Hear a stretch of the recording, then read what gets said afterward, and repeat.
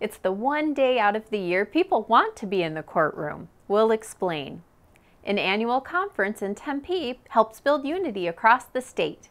And some county sheriff's deputies train for an explosive device scenario. These stories and more, this is your County Line.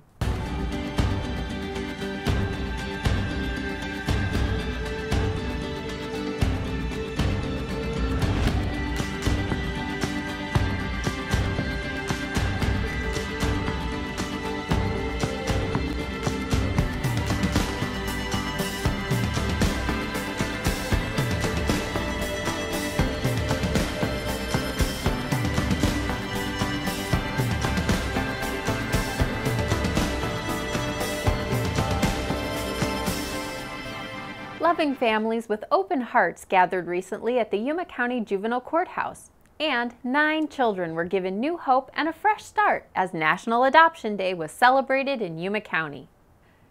The day was geared toward raising awareness about the plight of local children without families.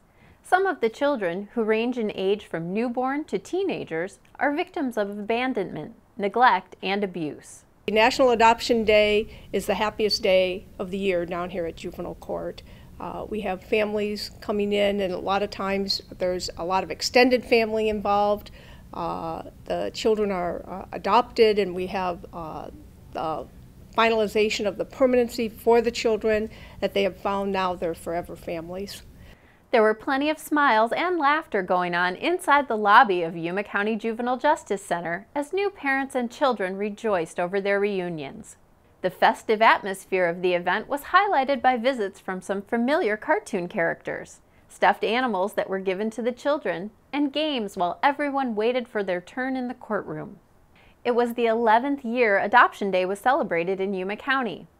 Sadly, there are currently 61 children in Yuma County with adoption as a case plan.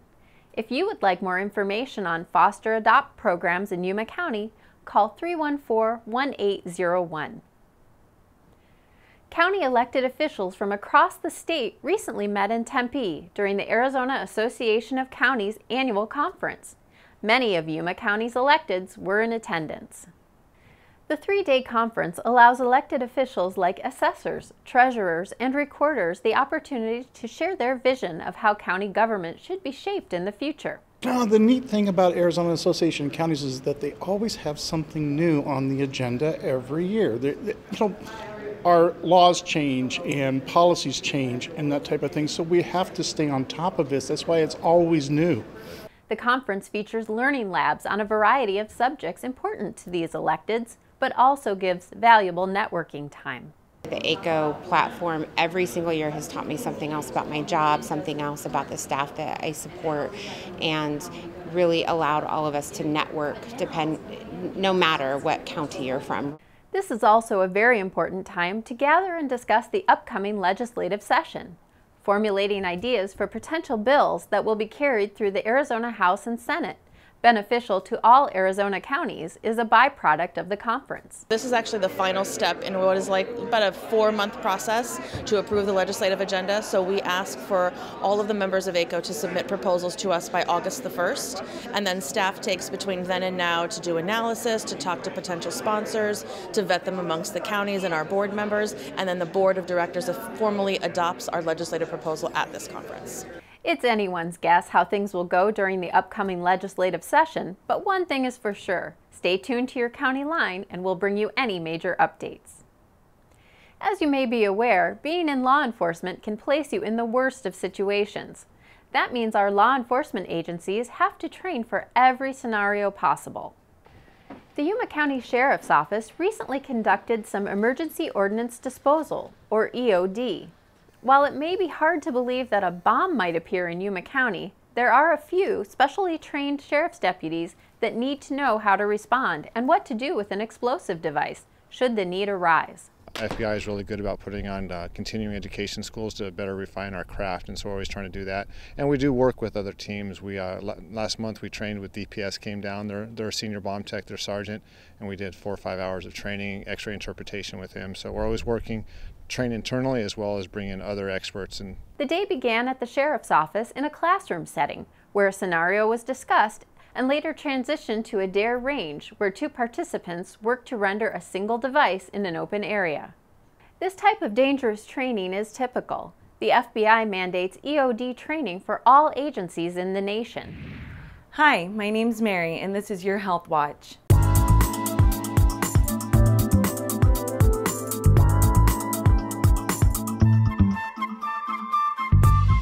The holiday season is an exciting time of the year when many families decorate their homes, travel to see family and friends, and eat lots of great food. It's also a time when kids and adults can be at risk for injuries.